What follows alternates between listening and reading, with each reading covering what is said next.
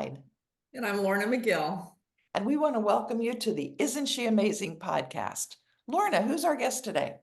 It is a wonderful friend of mine that I have not been able to keep up with recently, but Amy Bonomi. She and I attended a women's leadership conference years ago when we became fast friends. So we've kept in touch with each other. So Amy is the founder of Social Justice Associates and is the Associate Dean at Northern Arizona. And she's also an instructor at the University of Denver. And she's an author. And she's won lots of awards related to women's issues. So welcome. We're very excited to have you here today. And one of the things that Amy and I have talked about a lot in our past conversations was women and the relationships that we have in the workplace and how we are often not the most supportive of each other. So did you want to talk a little bit about that and what you've seen as you've done all your work in that field? Sure. So thank you for having me today. So a lot of what we see, there's been a lot of attention, a lot of national attention over the last, decade or so on gender bias and supporting women in the workplace. And at the same time, despite, research that shows that gender bias still exists and interventions that have been effective and influencing people's perceptions of women and how they evaluate women. Nonetheless, we still see pretty widespread bias toward women in the workplace, particularly directed at women leaders. In particular, going a step further, those women who tend to be highly what we call agentic or effective, maybe stronger with their tone of voice, tend to be perceived as mean, threatening, challenging to work with, ladder climbers, etc. So I'll just go back to reinforce point. Despite all the work that's been done to raise attention toward this issue, the reality is in practice, it's still happening. And so it's not men against women, it's women against women. Which is so ironic because we're such we love that relationship. Like that's one of the really benefits of being a woman, or one of our strong suits. So it's interesting that that doesn't flow through to our professional life, especially as we're higher up the ladder. Yeah, that's a great way to put it, Lorna. We want to support each other. We want to be supportive at that personal level, at the social level, the professional level. Yet at the same time, when we see kind of power dynamics manifesting in organizations, there tends to be that lack of support. And study after study will show, that we're focusing more on these issues. There have been some effective interventions. I'll just name one coming out of the University of Wisconsin, where they did some gender bias training. That training resulted in people's awareness of gender bias and then changing some of the ways in which they recruit and evaluate women. And at the same time, when I work with organizations in my role as social justice associates, and in the organizations where I have W-2 employment, you'll hear women commonly say, "I don't feel supported by other women. I'm not being supported by other women." So maybe the research isn't fully translating into all of the environments in which we work. But that's not surprising, if I could say one more thing, because changing attitudes at the individual level is one thing. Changing kind of the structural practices that support the advancement of women is another kind of piece. So looking at policies and practices and how women are equitably recruited and then promoted across those pathways is also important. And that's been a big focus of diversity, equity, inclusion, or diversity, equity, inclusion, and belonging efforts, certainly since 2020, but before then as well. What do you attribute all that to?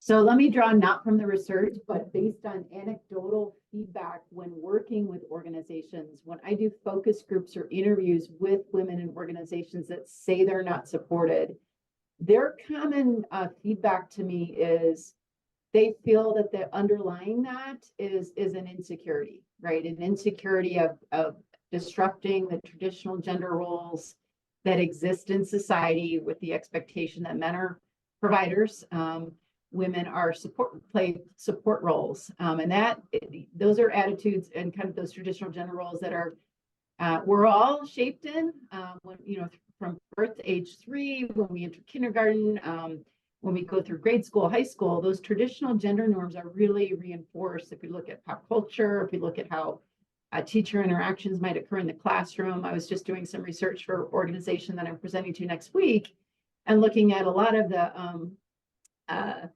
baby parties that we have, the gender reveal parties, right, are still very gendered, right, with boys kind of assigned with blue, girls assigned with pink, and then some of the traditional things that would be associated with boys and girls roles early in life. And so where was I going with this? That the insecurity of disrupting that gender balance it is alive and well. It's alive and well. I think your point that these are cultural norms in every culture. There's something, and we, as much as we don't want to, and I've done research on this on my own in this area as well. As much as we don't want to, we are ingrained with those beliefs from, you said, so early, from birth even. Well, And and it must be that you just go through your life not really even thinking about it because it's part of what you know. And Yes. So touching upon both of your points, they are ingrained early in life, and you go through much of your life not aware that these beliefs and attitudes are there. So we'll get to kind of strategies, but some of it is cultivating individual level mindfulness and building those social structures that help challenge traditional gender role expectations that we have in practices and policies within an organization, with laws, broader societal policies as well. I'll give an example. So one of the research studies that I often use when training organizations in gender bias comes from a study that was done in the military. And that study looked at more than 81,000 annual performance evaluations of how men and women were evaluated in their annual reviews. So keep in mind, this is a military study, and at the same time, this has been shown in other professional sectors, some very similar findings. What the study showed is that there were far more positive words used to describe men in their annual performance evaluations, and far more negative words used to describe women. really, Yep. And the second kind of main component is that the words used to describe men were much more connected to their position or their job at hand, versus the words used to describe women were much more emotional. She's scattered, she's emotional, she so very kind of not connected to the position at hand, but more commentary about her emotions. And if I could share one concrete example, when working in a former organization, remember one of our senior leaders came in, and she was very, very effective strategic planner, really brought our organization together around common goals. Well, one of the common quote complaints about her was she's so transactional. She has no emotions. She doesn't care about other people. Well, the reality is she did care about other people, right? But the commentary was not about, wow, she's so effective at bringing us together. The commentary was, wow, she's so transactional in her interactions. Her emotion isn't there. So that's an example of gender bias playing out, in the real world, because those same comments wouldn't be made if we were well, and you see that as you're going up the ladder. If you're a woman, like, you've got to be tough to some degree, and you are then labeled as you're bitchy or you're dominating, or there's all of these, just like you mentioned, these negative words that are used to describe, even though you're effective. And in many industries, it's like that. well, it becomes catch-22. You're kind of damned if you do, and you're damned if Right.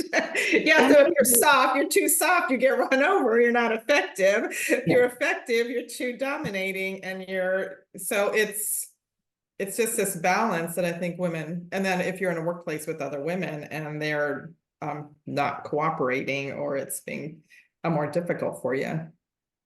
That's exactly right. I think you two both hit the nail on the head, to use overused metaphor. Really that soft or women that are kind and kind of relationship oriented, sometimes they're perceived as too soft. Women who are very kind of focused on getting the business work done are often perceived as too harsh, too tough.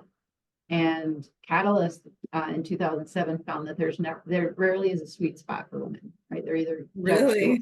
kind of too harsh or too soft, but rarely kind of be effective. It's interesting because I've done, I led a panel of 3 national level CEOs back a few years ago for an audience of about 1,000 people. And one of the things that the panelists said was, well, you can be agentic and help move business practices forward and be liked, right? And be perceived as well. She's got those soft, kind of soft skills that are traditionally associated with women. And I thought that was a good point, because the reality is you can be perceived as both.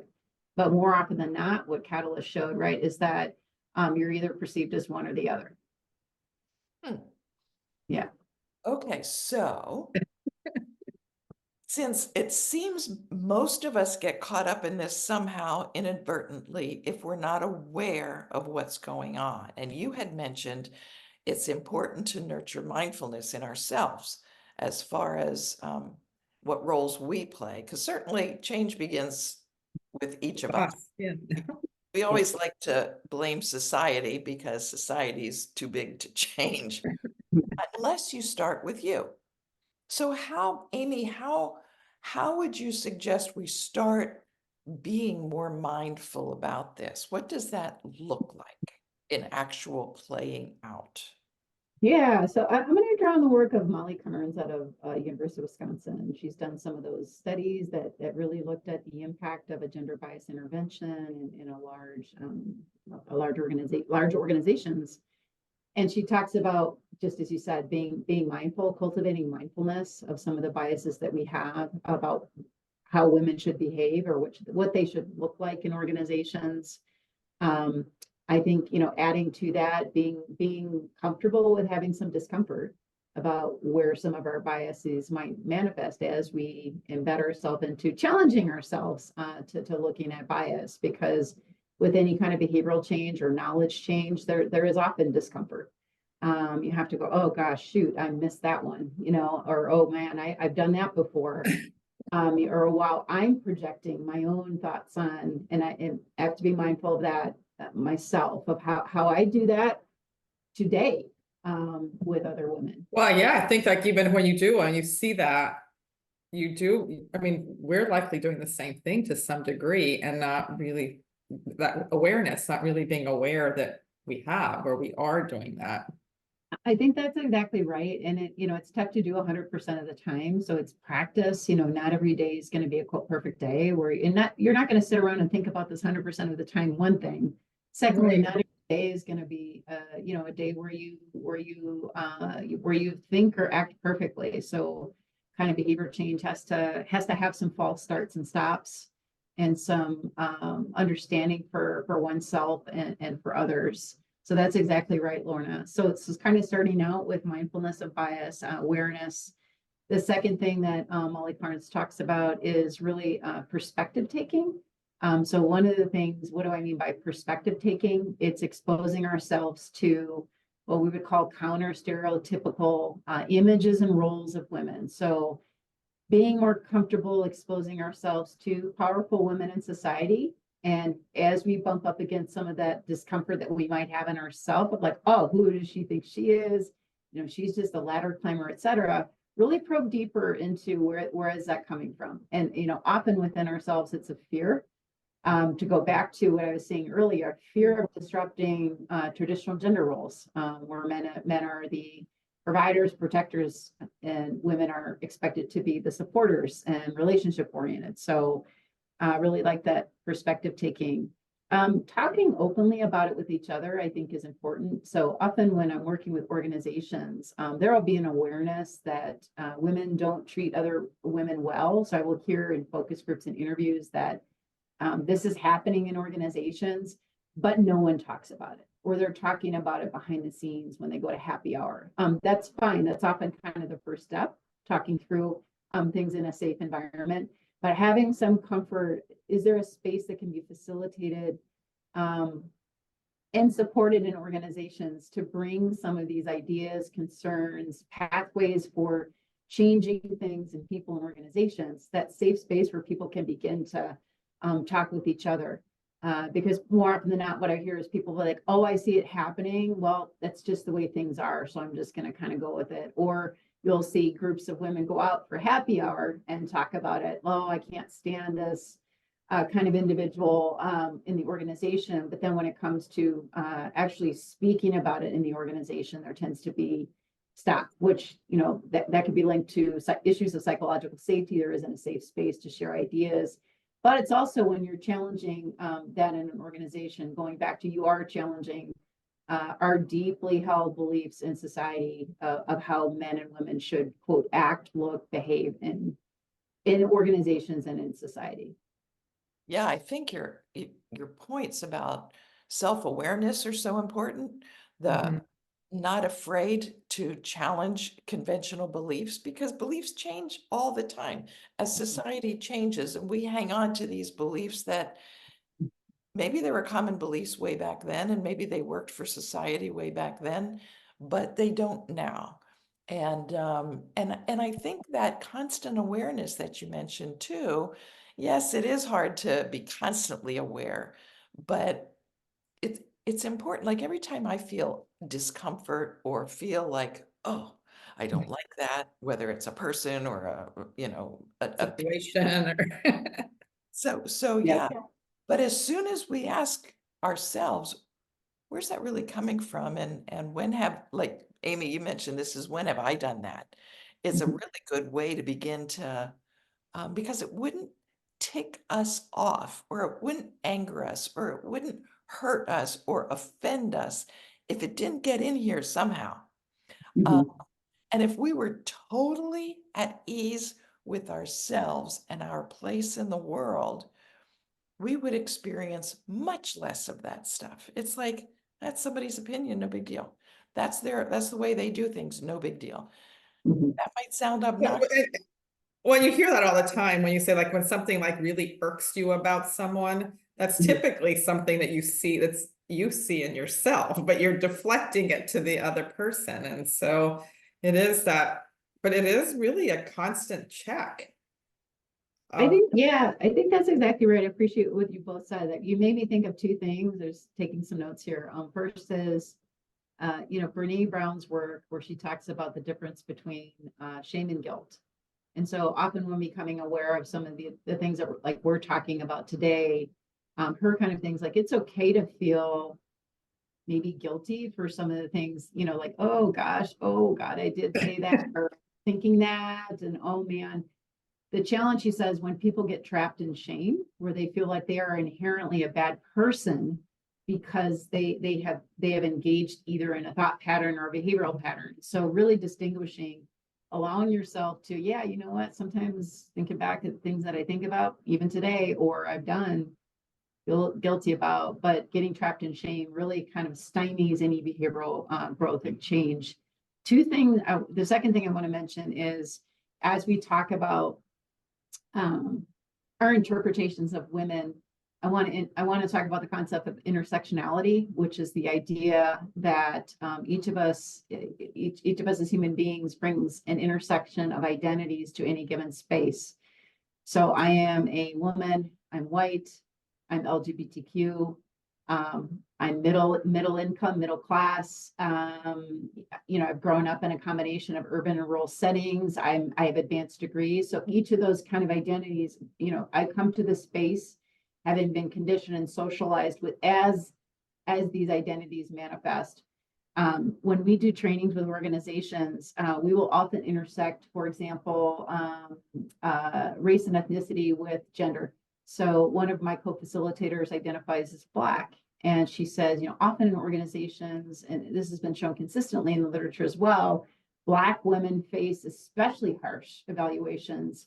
And the examples that Black women will often share with us is like, wow, I come to a meeting and if I share any of my opinions, one, I'm either talked over, or two, I'm told that I'm being too harsh and I'm angry. Right. So that tends to shut down conversation and shut down contributions. If we look at the intersection, for example, with Asian identity, what we'll hear is women say, yeah, as a woman who identifies as Chinese in an organization, my colleagues often say, oh, go to so and so, she's good at math, right? She's good at the science. She's like, I'm terrible at math, right? But the common kind of perception is Asian people are good at math, and so we talk those stereotypes, those layered stereotypes, and how those manifest in thoughts and behavioral patterns in society and in organizations. So I just wanted to make sure I mentioned intersectionality as well. And it's such a common thing, and the more you talk about it, the more it becomes aware that it's such an onion, you Yeah. know, Right. needs to be. And so just being aware of ourselves, our own reactions, our own knee-jerk reactions in particular, and just making a point to stop reacting and start responding. And you could do that by just taking a breath, I think, Mhm. before you blurt out whatever you're gonna blurt out. Whatever it is that you shouldn't be Yeah. blurting out. Yeah. But Amy, you do, so you don't just do work with women in the corporate area. You do work with domestic violence and issues that relate to that as well. And when we were talking earlier before we went on the air, you had mentioned that, women aren't only disrespectful or unsupportive of women in the workplace, but we play against ourselves in even domestic violence situations. Mhm. How does that play out? How do you see that play out? Yeah, I would say, let me start with there's, a general kind of misunderstanding among the public about domestic violence and domestic violence relationships. And that's true for men, women, or individuals who identify as having fluid gender identity or non-binary gender identity.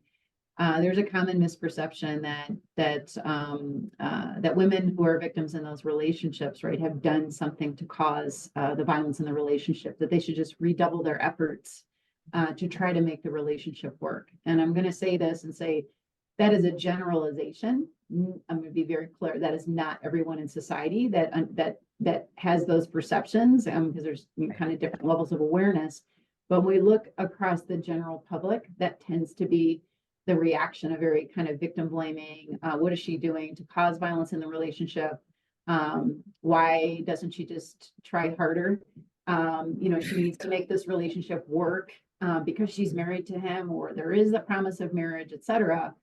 And as mentioned, it's any individual of any gender identity can impose those beliefs. And I'll add to that, right? Women are part of that. And so, I hear when I'm presenting on domestic violence, the domestic violence dynamics, victims will come up to me after the session and say, you know what, my sister or my mother was really, pressuring me to stay in this relationship. And that was the hardest part because I didn't want to let them down. And at the same time, right, I had to educate them, which was this added layer of stress to kind of help them understand what was happening. So often that comes from within the family, that kind of blaming. It can. I want to be really, really, really careful to make sure that I'm not saying that every person, every family, and every gender does this, because certainly there's varying levels of understanding, and certainly some families are very supportive and helping to support domestic violence victims, but at times we do see this very victim blaming stance. Right, because you're correct. Everybody's an individual, and you can't broad strokes that touch on everyone. But as a therapist for over 30 years, I've run into a fair amount of that as well. And but it's not everybody, but it's something that needs to be addressed. And I think the place to start, like you were talking earlier, has to begin with us. Because Mhm. do I do that? Have I done that to somebody else? Is that a belief I used to hold? So Or important. even is it like a thought that goes through my mind, even if you don't say anything, is that when you hear about somebody that's experiencing that, is that what the first thing it is that kind of pops into your head? Yeah, that's exactly right. And I want to add one point that I was reminded of as you were kind of commenting, asking the questions, is that when becoming when and attempting to challenging our own kind of thought process or knowledge base and becoming more aware about issues, often people will ask me like, oh, what book should I read if I want to learn more about DEI or want to learn more about gender bias or want to learn more about domestic violence? And certainly like we can point them to a book, but as professionals here on today's call, we know that being exposed to one book, right, isn't necessarily going to completely be able to change our thought processes and behaviors.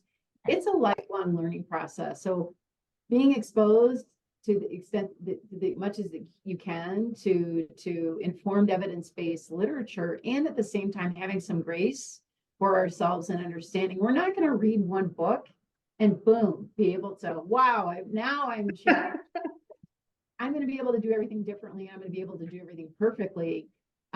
It's a process. I mean, any type of kind of thought change and behavioral change is a process with those false starts and stops and having grace for oneself and others. And of course, reading is great for the mind, but unless you apply it to your own life, it's not going to make a difference in you. So we always encourage somebody to find something that you can apply right away. Self-blaming, self-forgiveness, all that kind of stuff that we can maybe try one thing to change that, because that will ultimately have ripples and so forth. Well, But yeah, I'm just saying, you just had a good point of like giving yourself and the other people grace. Yeah. Like, that's so important. I don't think we do that often enough. It's hard. It's hard, right? Because there's kind of a tendency like, oh, I'm always right. I do everything right all the time. So it's them. Yeah, always it's true. hard. It's hard. And I was thinking earlier this morning, I don't know how I was going along this train of thought, that the past when I've been in therapy, right? I wonder, I was kind of thinking to myself, like, gosh, have I done that right? Because that person tends to reinforce what I'm going through. And that's part of it, the trauma that I'm going through or difficult situations. And was there a way that I could have been more open to? And it's not that my therapist would never challenge kind of my thoughts or behaviors, but I'm almost wondering, like, if I self-selected into that particular support mechanism, and maybe I should have gone into an area that really made me feel a little bit more uncomfortable. But I don't know. I don't know the answer to that. So I'm not saying one way or the other, but that was something I was thinking about earlier. Yeah, you've got so much experience in all this stuff, and it's really important. As a matter of fact, it comes through in your book, your most recent book. Can you tell us about that?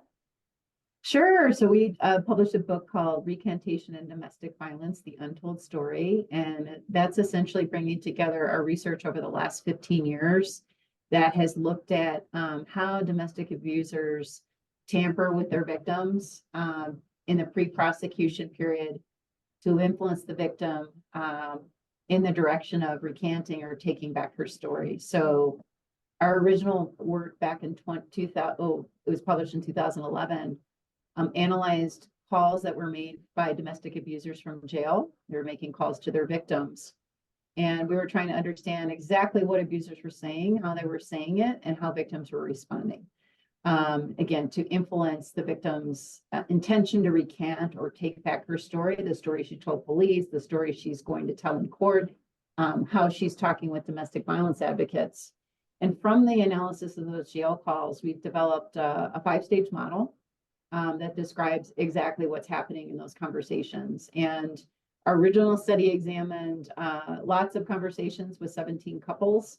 And our book talks about some additional publications that we've done based on interactions with many, many additional cases. In all of those cases, the 5-stage model fits. We present with professional audiences. Even those who have been doing domestic violence for a long time go, yep, this is it. And our domestic violence victims have also said, like, yep, this is it. This is exactly what happened to me. And so victims have talked about kind of three things. One, using that model to work with victims and knowing that they're not alone, that these behaviors will happen to them, and they've happened to other victims and will happen to other victims. And three, to help them buffer against some of the strategies that the abusers are using. So, yeah. Can you expand on the 5-stage model? Yeah, sure. So let me say in advance that while we named the stages 1, 2, 3, 4, and 5, couples didn't necessarily move through those stages in a linear fashion. In other words, they didn't always start in stage 1. They might start in stage 3, and I think equally as important, they might have cycled through the stages multiple times, even in the context of a 15-minute conversation. So what typically happened in stage 1 is couples would connect, often while the abuser was still intoxicated, just been booked in jail, and there would be a lot of arguing about what happened during the abuse event. I didn't push you down the stairs, like you think I pushed you down the stairs. You just tripped over the dog. So in those early conversations, emotions were high. There was resistance of each other's account. And in those early conversations, we would say victim's agency is up, meaning that she's like, you can't do this to me anymore. You're an abuser. I'm done. Like, I don't want another call from you. I don't want to hear from you. And then at the same time, victims would then accept additional calls from the abuser. In stage 2, there'd be more minimization of the abuse. I didn't push you down the stairs like I think you pushed you down the stairs. But the critical tipping point in all of the couples that we studied was something called the sympathy appeal, where the abuser would appeal to the victim's sympathy/empathy by describing himself, how much he was suffering from the intolerable jail conditions, from life without the victim, from mental health issues. And in 100% of cases, that reversed the roles in the relationship, with him becoming the victim and she was responding by taking care of him. In stage 3, the couple would typically bond over earlier, happier times, ideas, aspirations for what they wanted in the future, getting married, having children, and then they would often position themselves as a couple against others who didn't understand them. So when I'm training audiences, say, how many of you ever been in a relationship in your teenage years that your parents didn't agree with? And the majority of the parents will raise their hand. Well, what happens when that happens, right? You tend to bond together. That our parents don't understand how awesome our relationship is and how much we love each other, right? So it strengthens and strengthens this emotional connection. That's exactly what was happening in stage 3. In stage 4, there was typically a direct request for the victim to recant, paired with a sympathy appeal. So, babe, I need you to go down to the Supreme Court, and I need you to tell the judge that you were just mad at me because you thought I was cheating on you with your cousin. Because if you say that, I'll get out. You realize if you don't say that, we're not going to see each other for a year, right? So just in what I shared with you, you can hear the request for her to recant, and then also positioning like, we're not going to be able to be together if you don't do this, the sympathy appeal. And then and the 5th stage was once it was clear that the victim intended to recant, which was fully manipulated by the abuser, they would reconstruct the abuse narrative to make it seem less severe. They would blame the state. So earlier they were blaming friends and family members. They would blame the judge, the jury, the domestic violence advocate for not understanding how special the relationship was. And then they would give each other specific instructions on what should be said or done in court. And so, like I said, we follow that. We generated that very predictive model in the 17 couples, but since then we've looked at hundreds of additional cases, and that holds true. So we just presented in Phoenix last week at the Association of Prosecuting Attorneys, and we had a new district attorney come and say, wow, we have this case where we've been wrestling with literally hundreds of hours of jail calls. Your model just gave us the framework. Like we weren't sure exactly how to kind of organize these calls. And so it has a lot of direct application and applicability to people working in the field. But I'm going to say, Marianne and Lorna, that when we first published the study, there was a lot of pushback. People that have been working in the field for a number of years thought that the only thing that was happening on those calls were direct threats. If you don't do this, I'm going to, beat you further, or you're going to suffer, or I'm going to take away the kids. There was some level of threat that, of course, existed in all those relationships. But more often than not, we were seeing the things that I described in that 5-stage model, more sophisticated levels of manipulation occurring to influence the victim behavior because of the physical separation of the jail walls, right? And so the types of manipulation needed to be different, and they were different, and they were effective. It's interesting that it's so consistent. It is so consistent. Yep. And one of the questions that I'm often, Lorna, to your question, that I'm often asked when I serve as an expert witness from the defense when I'm being cross-examined is, do all of the 5 stages need to be present in order for this to work? And my answer to that is no. Sometimes the couple might not be bonding over earlier happier times. More often than not, they are. And certainly in the cases that we looked at in our original study, they were. But not every segment needs to be present for that process to work. In the same way that when we look at what's called the power and control wheel, which was developed by the folks in Duluth, which are the strategies that abusers use to maintain control over the victim. There's many different strategies described in that wheel. Not everyone needs to be present for abuse to be occurring. In fact, the abuser is really sophisticating and knowing which of those tactics is going to work. And when one doesn't work, we'll skip to something else and maybe jump back to that other one. But over time, it serves to disempower and traumatize the victim.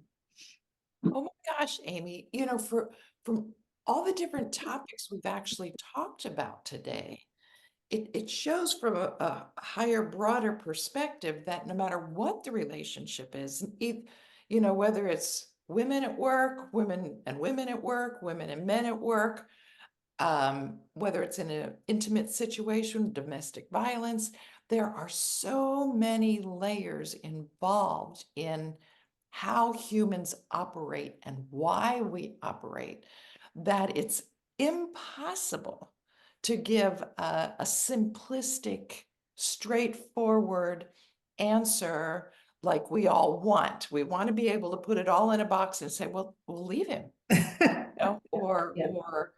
Yeah. well, just be bolder, or no matter what the situation is, people, all of us included, like me, I think, it's so much easier if we could just have a little answer like this is really neat and clean, and then you just do this one thing and that'll all go away. Well, and I think, Amy, if you brought it up earlier, is that we are a culmination of all of our experiences and what has built us. And each of us is entirely different. Even, if you live with someone for years, or we all have work and family and friends and just different experiences that cloud so much of how we see the world. Yeah, that's exactly right. So we've all had, multiple experiences every second of the day, right? That it may reinforce or not reinforce things that we've learned earlier, seen earlier, or maybe behaved in certain ways earlier. And then tying it to what Marianne said, there is kind of a tendency, we all want to be sure, we want to have things named, we want to know what to do, we want to put things in a box. And at the same time, I think, as you both pointing out, we are nuanced, multi-layered individuals, right, that have lots of different kind of emotional triggers, knowledge triggers, behavioral triggers that makes it challenging, and it reinforces what we were talking about earlier, the constant exposure to learning about new areas. And if I could go back to domestic violence, one of the common perceptions among the public is that victims should stay, and that victims should try to work things out. And that, I'm sorry, I'm repeating myself from earlier, but should try to work things out, that she's to blame in some way. That's a general perception. Not everyone has that perception. Even those who may not have that perception may be still susceptible. So some of the areas in which they may be imposing some of those unintentionally victim blaming beliefs. And I think that's a lot. So much. Yeah. And what I think I've heard you say throughout our podcast, because we're so grateful to have you on here, is mindfulness, be aware of how you're feeling in this moment, why you might be responding, how you might nuance this answer, because it starts here. And and we can't paint that all in broad strokes and expect it to be effective each time. So can I ask you what you might give us as your three top things for women to, they're in any kind of a situation where they're not happy with it, not comfortable with it, being labeled, named, accused of one thing or another. What are three pointers you might leave us with that our audience might be able to walk away with and say, okay, I can't do everything. I can do, I I can can do start somewhere. Yeah, for sure. Yeah. I mean, I think it goes this. back to what we've been talking about throughout, and that is, being open to being exposed to material that might help kind of unearth or help us think through some of the biases that we might have. And as I mentioned earlier, being comfortable with having some discomfort with that, because we all will. As we go through material that is causing us to maybe change some of our earlier thought processes. Second is really committing to those counter stereotypical ideas, ideologies, and that comes from the work of Molly Carnes, and really being okay going into that. And with those kind of first two pieces around being mindful, as well as going into some of that counter stereotypical material, to the extent that we can, try to expose ourselves in multiple venues. So as mentioned, I will often get asked, like, what book should I read to learn more about DEI? Well, it's not one book. It may be 43 books. It may be 3 books. It may be, 142. And exposing ourselves to film, right, that presents some of those counter stereotypical images. Maybe joining group where you're talking about those images. Maybe forming something within the organization where you're committing to diving into that together. So it has to kind of occur repeatedly, consistently, and across multiple levels.